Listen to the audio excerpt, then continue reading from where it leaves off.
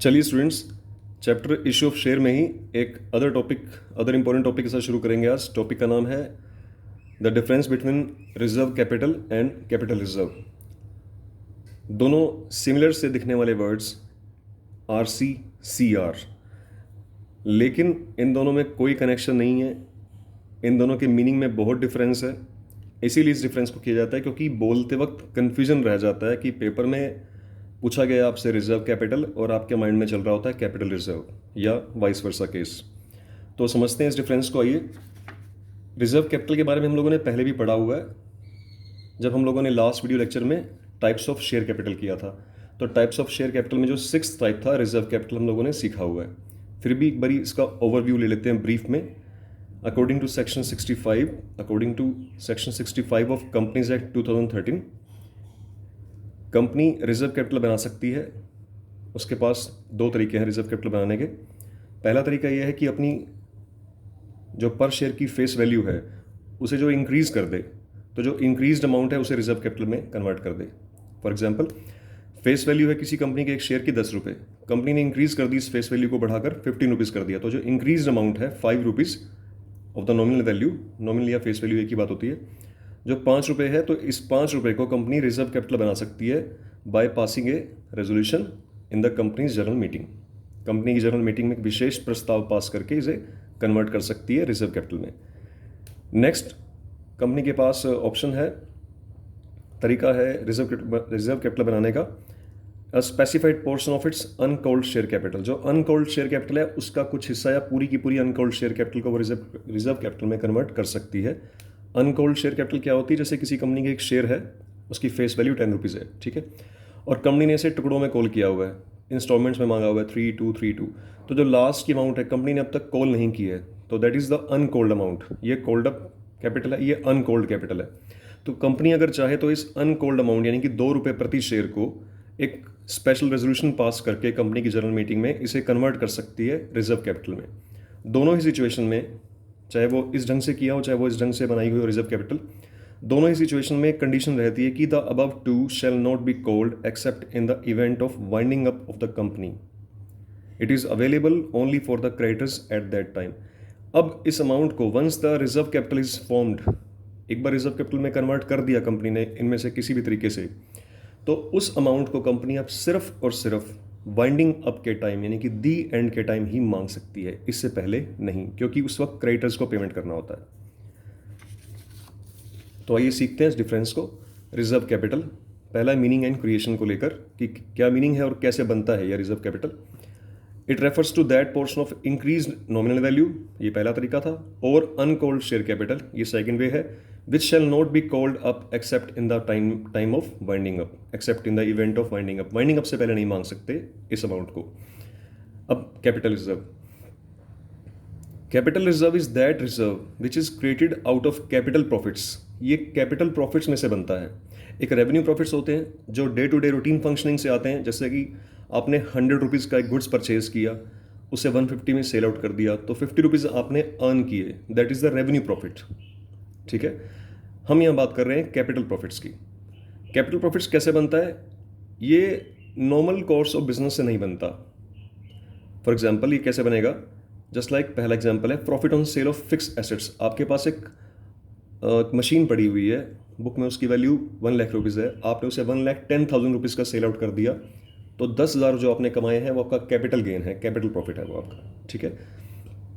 आप मशीन को खरीद बेच का काम नहीं करते हैं, आपका काम तो गुड्स बनाना और बेचना है, वो आपकी गुड्स नहीं है, तो ये नॉर्मल कोर्स ऑफ बिजनेस नहीं है ये वाला profit. Next, premium on issue of shares and debentures. Premium on issue of shares and debenture को टॉपिक को सिंपल सी बात से समझते हैं।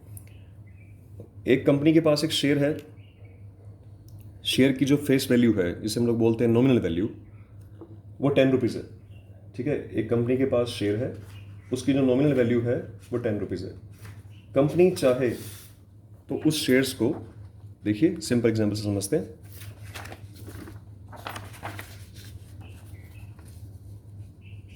कंपनी के पास एक शेयर है जिसकी फेस वैल्यू है 10 रुपीज़। मार्कर नहीं चल रहा, कोई बात नहीं, मार्कर चेंज कर लेते हैं, हो जाता है कभी कभी। फेस वैल्यू है किसी शेयर की 10 रुपीज़। कंपनी के पास इस शेयर को मार्केट में इशू करने के 3 मेथड रहते हैं। या तो इस शेयर को 10 का 10 में इशू कर दे, या 10 का 9 में, या 10 का 11 में। ठीक है। अब अगर कंपनी इस 10 रुपीज़ वाली फेस वैल्यू के शेयर को मार्केट में 10 में इशू करती है, यानी कि नो प्रॉफिट नो लॉस पे, तो इसे बोलते हैं at par, no profit no loss पे। जब कंपनी 10 रुपीज़ वाले शेयर को मार्केट में 9 रुपीज़ में इशू करती है, मतलब डिस्काउंट पे इशू करती है, तो इसे बोलते हैं एट डिस्काउंट, लॉस बोल सकते हैं इसको आप, है ना, एट डिस्काउंट। जब 10 रुपीज़ वाली फेस वैल्यू को शेयर को मार्केट में 11 में इशू कर रही है, मतलब प्रॉफिट में बेच रही है, तो इसे बोलते हैं एट प्रीमियम। ठीक है। हम यहाँ जिस प्रॉफिट की बात कर रहे हैं वो इस 1 रुपये की बात कर रहे हैं, जो 10 वाला शेयर 11 में बिका है, तो इनका जो डिफरेंस है 1 rupees, that is the premium, यानी कि प्रॉफिट। तो टॉपिक क्या था हमारा? Premium on issue of shares and debentures. तो शेयर्स और डिवेंचर्स को इशू करते वक्त अगर प्रीमियम मिलता है तो वो कैपिटल प्रॉफिट है हमारा। ऐसा प्रॉफिट रोज रोज नहीं मिलता। Next, profit on redemption of debentures. Redemption of debenture में, रिडेम्पशन मतलब रीपेमेंट ऑफ लोन। आपने लोगों से लोन लिया हुआ है, कंपनी ने डिवेंचर्स होल्डर से पैसा उधार लिया हुआ है, लोन लिया हुआ है, बोरो किया हुआ है। जब उसको रिडेम्पशन का टाइम आया तो रिडेम्पशन करते वक्त वो रिडेम्पशन पे प्रॉफिट कमा लिया कंपनी ने, डिस्काउंट पे रिडेम्पशन करके। ठीक है। नॉर्मली डिवेंचर डिस्काउंट पे रिडीम नहीं होते हैं, बट कई बार ऐसी कंडीशन आ जाती हैं कि रिडेम्पशन करते वक्त कंपनी को प्रॉफिट हो जाता है। जस्ट लाइक किसी कंपनी के, किसी शेयर डिवेंचर होल्डर के पास कुछ डिवेंचर्स हैं, अब उसको अर्जेंट है पैसे कि वो शेयर मार्केट में आया हुआ है डिवेंचर्स को बेचने के लिए। 100 रुपये वाला डिवेंचर है, उसने 100 में खरीदा था, आज वो 96 में बेचने को तैयार है, और कंपनी ही उसकी बायर बन गई, कंपनी ने उसे खरीद लिया, तो कंपनी को 4 रुपये का प्रॉफिट हो जाएगा। तो that is profit on redemption of debenture, it is a capital profit. इसके अलावा भी हो सकते हैं ऑप्शन, प्रॉफिट ऑन, ये मैंने बड़े लाइट पेंसिल से लिखा हुआ है, profit on फॉरफीचर्स and re issue of shares. आप किसी कंपनी ने किसी शेयर को फॉरफिट कर लिया, बाद में उसको री इशू कर दिया, तो कंपनी ने प्रॉफिट कमा लिया उसमें। इसको हम लोग सीखेंगे इसी चैप्टर में, अभी यहाँ पे डिटेल में बात करने का टाइम नहीं है। Profit on revolution of fix assets. Fix revolution account अपने बनाना सीखा हुआ है एडमिशन ऑफ पार्टनर में, रिटायरमेंट में। तो रिवोल्यूशन करते वक्त अगर फिक्स एसेट्स को रिवोल्यूशन करते वक्त उसे प्रॉफिट होता है कंपनी को, तो वो भी कैपिटल गेन है। तो कैपिटल प्रॉफिट्स में से ही कैपिटल रिजर्व बनते हैं। ठीक है। रिजर्व का मीनिंग आप समझती हैं, प्रॉफिट को एक बारी साइड पर रख देना, किसी स्पेशल पर्पज़ के लिए रख सकते हैं आप उसको। तो ऐसे प्रॉफिट्स, कैपिटल प्रॉफिट्स चाहिए ऐसे रिजर्व बनाने के लिए।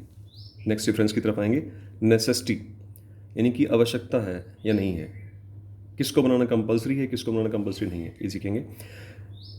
रिजर्व कैपिटल को लेके पॉइंट है, it is not necessary to create reserve capital. Reserve capital बनाना ज़रूरी नहीं है, जबकि it is necessary to create capital reserve in case of capital profits in the company. अगर कंपनी में कैपिटल प्रॉफिट्स पड़े हैं तो कैपिटल रिजर्व बनाना कंपल्शन है। नेक्स्ट, रेजोल्यूशन, कोई विशेष प्रस्ताव पास करना है या नहीं करना है। ए resolution is required for its creation. हम लोगों ने सीखा भी हुआ है कि कंपनी कोई भी ऑप्शन यूज़ करे रिजर्व कैपिटल बनाने के लिए, लेकिन उसे एक स्पेशल रेजोल्यूशन पास करना पड़ता है, कंपनी की जनरल मीटिंग में एक विशेष प्रस्ताव पास करना पड़ेगा। लेकिन यहाँ पे कैपिटल प्रॉफिट से कैपिटल रिजर्व बनाने के लिए there is no resolution is required. Fourth difference है रियलाइज्ड और नॉट रियलाइज्ड।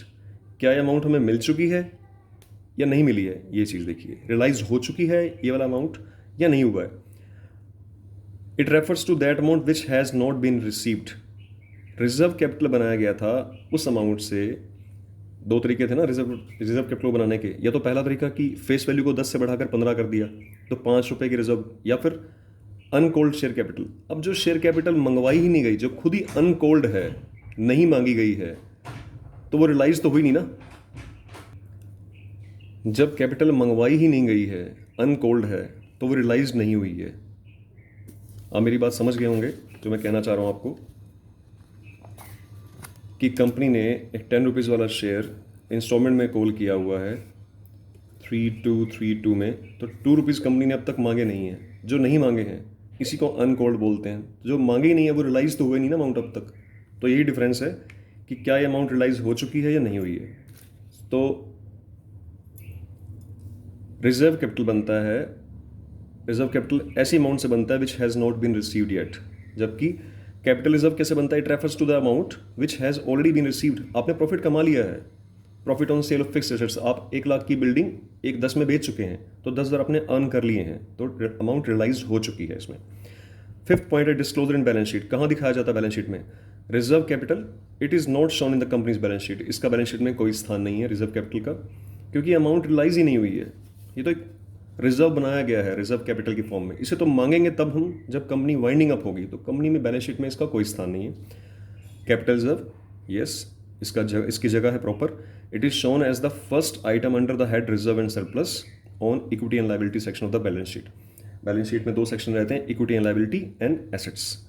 तो इक्विटी एंड लायबिलिटी के अंदर जो हेड है रिजर्व एंड सरप्लस, उसकी पहली आइटम है कैपिटल रिजर्व। ठीक है, next, time when it can be used. किस वक्त इसको यूज किया जा सकता है? रिजर्व कैपिटल की अगर हम बात करें तो रिजर्व कैपिटल को only at the time of winding up of the company, इसको यूज किया जा सकता है सिर्फ कंपनी के वाइंडिंग अप के टाइम ही कंपनी इसको मांग सकती है, तभी यूज कर पाएगी क्रेडिटर्स का पेमेंट करने के लिए। जबकि इधर कैसे यूज करेंगे, कब यूज करेंगे कैपिटल रिजर्व का? To write off the capital losses. Capital losses को पूरा करने के लिए हमेशा प्रॉफिट ही नहीं होते हैं कैपिटल नेचर के, कैपिटल लॉस भी हो सकते हैं। बिल्डिंग 1 लाख वाली बिल्डिंग 80,000 में भी बिक सकती है। ठीक है, तो राइट ऑफ उस लॉस को कवर करने में काम आएगा capital profits, capital reserve. To write off capital losses, capital loss को कवर करने के लिए। और to declare bonus share any time during the lifetime of the company. Company में किसी भी टाइम आप बोनस शेयर इशू कर सकते हो, अपने कैपिटल लॉसेस को रिकवर कर सकते हो। तो ये डिफरेंस इस ढंग से बना हुआ है। इस डिफरेंस को जरूर करिए, ये बहुत इंपॉर्टेंट डिफरेंस है। Thank you so much.